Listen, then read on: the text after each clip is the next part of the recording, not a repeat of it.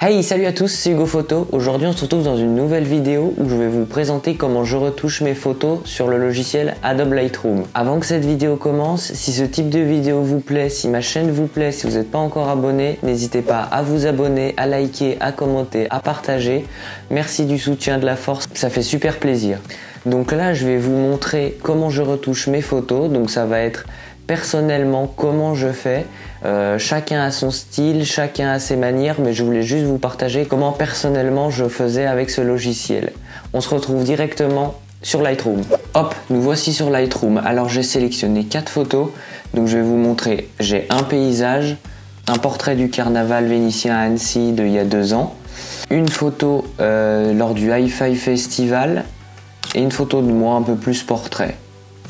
Donc on va commencer par le paysage. Alors déjà la première chose que je fais à chaque fois, c'est qu'on va remettre l'horizon droit. L'horizon, il est toujours droit même si on penche la tête, donc c'est très important.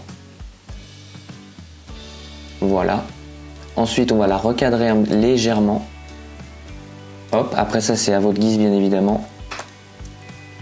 Ensuite on regarde toujours ce que ça donne, un petit coup auto pour voir à peu près ce qu'il aurait fait. Ok, c'est pas trop mal. J'ai l'impression que ce n'est pas vraiment droit, donc on va faire à l'œil, des fois ça marche mieux. Ah, c'est déjà beaucoup mieux. Ensuite on va faire la courbe, très importante, donc on va juste jouer sur les tons foncés, donc on va descendre légèrement, voilà, c'est déjà beaucoup mieux. Même les tons clairs on va un peu les descendre, tac, très très bien. Ensuite on va rajouter du contraste, voilà, pas trop non plus, pas en abuser. Haute lumière c'est bien, c'était à peu près bien géré. Les ombres aussi, peut-être un petit peu moins comme ça, voilà. Blanc, effectivement on en avait trop, j'avais pas le bon filtre ND. Noir, on peut en augmenter un petit peu, voilà.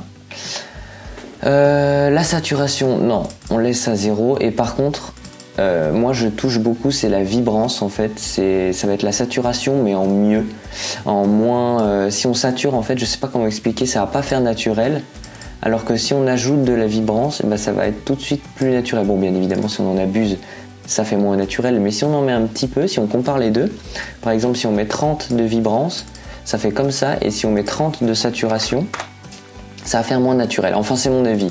Donc moi je préfère jouer avec la vibrance, donc on en ajoute un petit peu. Voilà. Niveau de température, bah on était pas mal en normal. Donc voilà, déjà un petit avant-après, hein, pour le coup, sans mauvais jeu de mots, il n'y a pas photo. C'est beaucoup mieux comme ça. Donc là, j'ai essayé de jouer avec une composition avec une petite cascade au premier plan. Et là, la fameuse cascade un peu plus grosse derrière. Donc voilà. Après, avec la nouvelle version de Lightroom, on pourrait même s'amuser, je sais pas si ça va bien le faire, avec l'IA générative à sélectionner le panneau qui nous gêne ici, tac, et on va mettre soustraire, appliquer. Et là, on va voir si ça va marcher.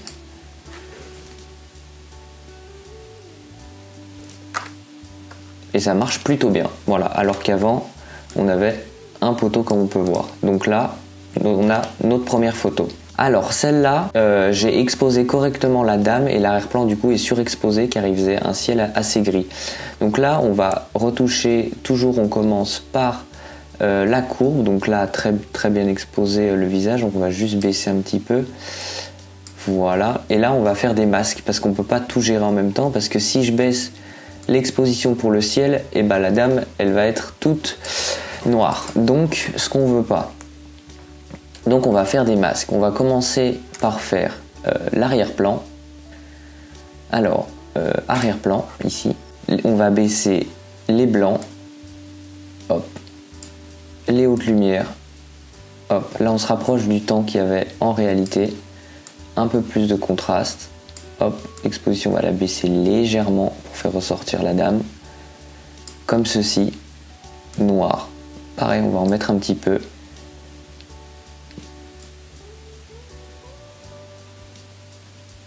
Juste quelques-uns de saturation.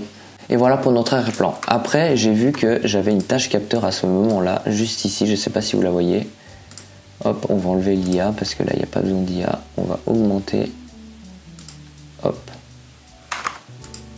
Voilà, on n'a plus de tâche capteur, ça c'est très bien. Ensuite, on va faire le sujet. Donc là, pour le coup, le sujet, on va augmenter légèrement les hautes lumières, légèrement les blancs, légèrement les ombres. On va mettre un petit peu de contraste. C'est tout de suite très sympa. Saturation, légèrement, hop. Et puis après, on va revenir sur nos réglages de base et on va mettre 10 de vibrance. Voilà, donc là déjà, on a une photo un peu plus peps. Voilà, qu'est-ce qu'on peut rajouter encore? On peut jouer avec la température. Non, ce serait pas très intéressant. Ouais, là ça me semble correct. Peut-être le fond, le mettre un petit peu plus lumineux quand même. On va pas abuser, voilà. Pour moi là on a quelque chose de très bien. Je vais regarder si on peut pas teinter, ça fait vachement sombre quand même. Enfin pas sombre mais très gris.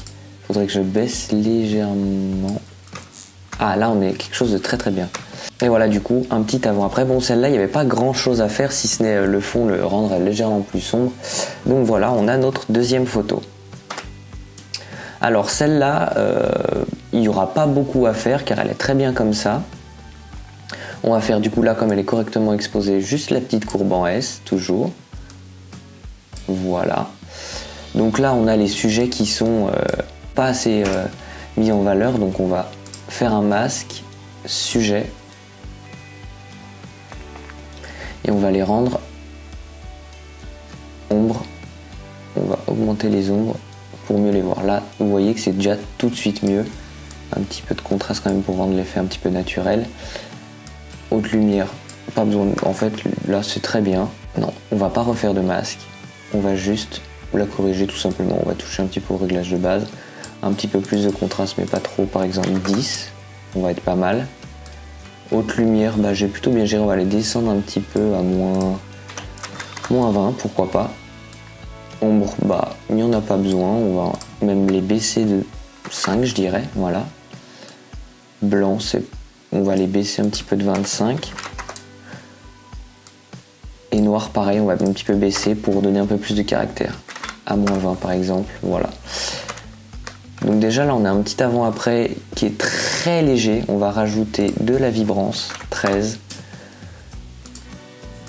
Voilà, donc là déjà les visages on les voit beaucoup mieux, beaucoup plus naturels. On a un avant-après qui est plutôt bien.